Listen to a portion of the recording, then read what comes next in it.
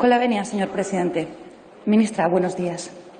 En una de sus primeras entrevistas, en agosto de 2020, ya como ministra de Igualdad, se preguntaba ¿qué es ser mujer?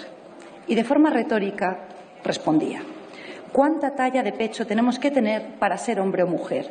¿El sexo es solo los genitales externos o es también el nivel de hormonas tradicionalmente considerado por la biología masculina o femenina? ¿Es el sexo algo genético? Una ministra de Igualdad que no tiene ni idea qué es ser mujer, como para pretender que defienda nuestros derechos.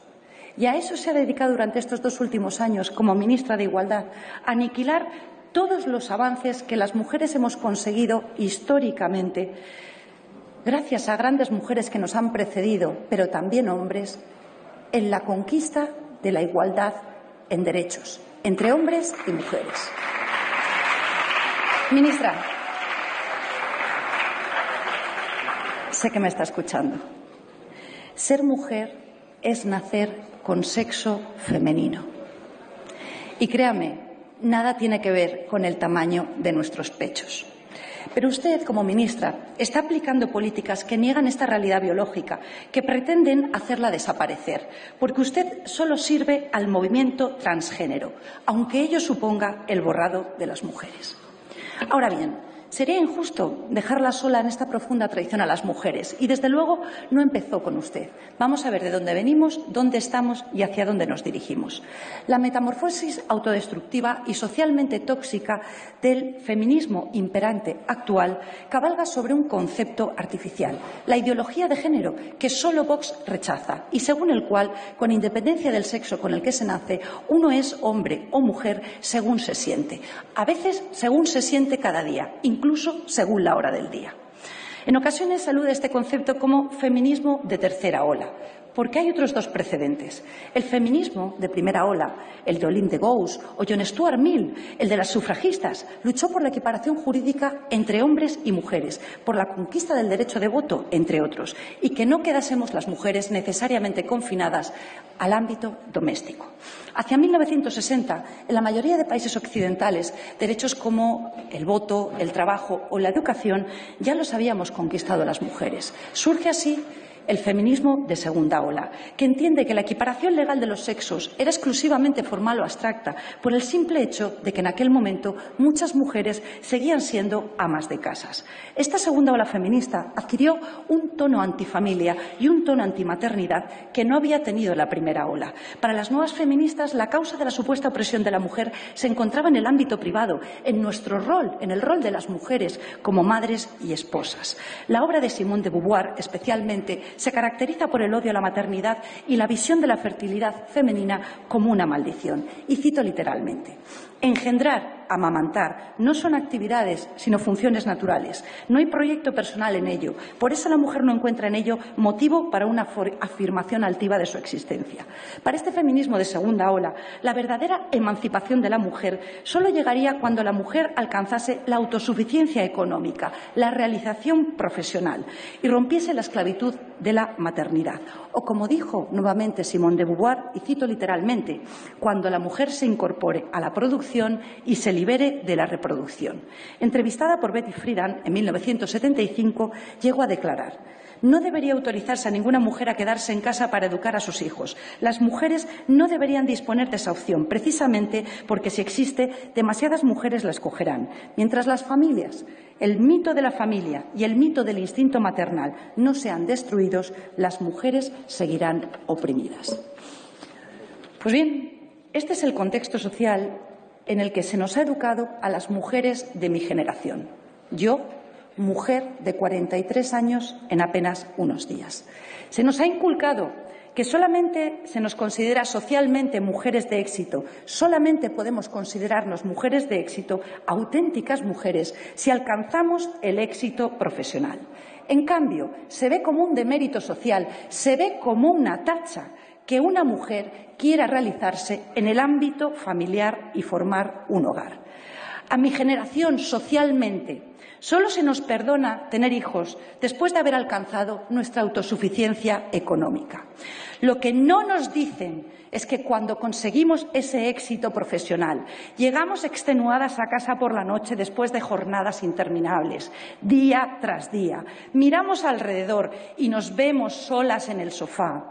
Cuando queremos calentar nuestro hogar con el amor de una familia y suplir el eco de nuestra voz que golpea contra unas paredes vacías con el maravilloso llanto de un bebé, lo que no nos dicen es que el reloj biológico es inexorable como el paso del tiempo. Y eso es lo que padecemos muchísimas mujeres en España cuando por fin intentamos ser madres, más cerca de los 40 que de los 20, una vez hemos alcanzado esas metas culturales que socialmente nos han impuesto y nos encontramos que ya no somos capaces de quedarnos embarazadas y las que lo que conseguimos llamamos a nuestros bebés bebé milagro. Este feminismo antimaternidad y antifamilia nos ha mentido a las mujeres. No nos ha contado que al final del camino que nos ha marcado solo hay soledad y que cuando se llega a la meta suele ser demasiado tarde porque el reloj biológico es inexorable como el paso del tiempo. ¿Y saben qué es lo peor? Que esa autosuficiencia económica, ese éxito profesional, no llegan muchísimas mujeres o llega de forma precaria y no por ser mujeres, tampoco llega para muchísimos hombres. Sola, sin éxito profesional y sin posibilidades de formar una familia. Ese será el final del camino para muchísimas jóvenes en España. Ese está siendo hoy el final del camino para muchísimas jóvenes, hoy ya adultas, de mi generación y algo más mayores, que no han tenido la posibilidad de elegir, porque ustedes, todos ustedes, Partido Popular y Partido Socialista, con sus políticas, no les han permitido elegir. Tantas mujeres que creyeron lo que les dijeron, que el hombre era el enemigo, que no había que atarse a ningún hombre, que había que competir con él, disputarle el poder, romper todos los techos de cristal y que en el mejor de los casos, y eso, las privilegiadas triunfaron profesionalmente, pero que ahora, a los 40, a los 50, a los 60 años, se encuentran solas a las puertas de una larga vejez que será aún más deprimente porque no tienen una familia que les acompañe. Y entonces, solo entonces, cuando ya no hay marcha atrás, descubren que el feminismo, su feminismo, les ha estafado. Pero ya es demasiado tarde. La segunda ola feminista nos negó a las mujeres la familia y la maternidad, pero son insaciables y han ido más allá. El feminismo de tercera ola, el actual, el que usted impulsa como ministra de Igualdad, da un paso más allá y pretende eliminar nuestra identidad como mujeres, proceder a nuestro borrado, a lomos de la ideología de género. Aquí lo que se considera opresivo es el concepto mismo de la mujer, nuestra naturaleza femenina misma. Por eso niegan la realidad biológica del sexo y proponen la sustitución del concepto del sexo por el del género.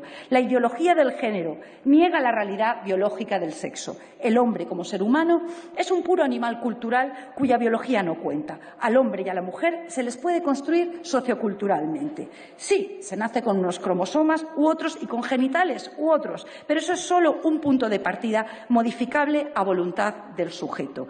La transexualidad es la culminación de la ideología de género. Y ahora usted dispone de 20.000 millones de euros para extirpar la naturaleza femenina, empezando, en primer lugar, por nuestros niños, haciéndoles adeptos al movimiento transgénero desde su más tierna infancia, en las aulas, cuando son más vulnerables. A pesar de que la experiencia del derecho comparado de los países de nuestro entorno, donde este camino de adoctrinamiento ya se ha iniciado con anterioridad, nos demuestra con datos objetivos los estragos que causa el adoctrinamiento en las escuelas en ideología de género. Por citarles tan solo un ejemplo, en el Reino Unido, en una década, los casos de supuesta transexualidad infantil se han multiplicado por 44. Casos de disforia de género en niños siempre han existido, pero eran extremadamente infrecuentes y en muy alto porcentaje se solucionaban con la pubertad de manera natural. El estallido de casos en estos países se explica por el auténtico lavado de cerebro al que usted pretende someter ahora a nuestros hijos en España, desde su más tierna infancia, explicando en las aulas con sus supuestos expertos a nuestros hijos que podrían ser chicos atrapados en cuerpos de chicas o viceversa y que solo ellos conocen su verdadero género porque el sexo biológico no importa. Niños con trastornos emocionales de otro tipo o simplemente con la desorientación y baja autoestima que es propia de la adolescencia son así inducidos artificialmente a atribuir su malestar a la disforia de género y a soñar que un cambio de sexo podría solucionar todos sus problemas.